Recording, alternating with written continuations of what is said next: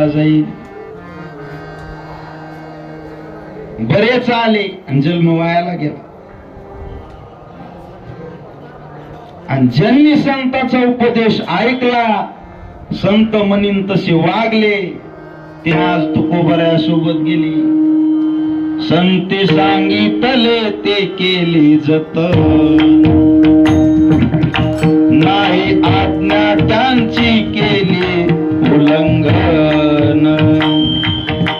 मत मतांतरा नाही दिला मान, हृदयी धरिले श्री हरीचे चिंतन.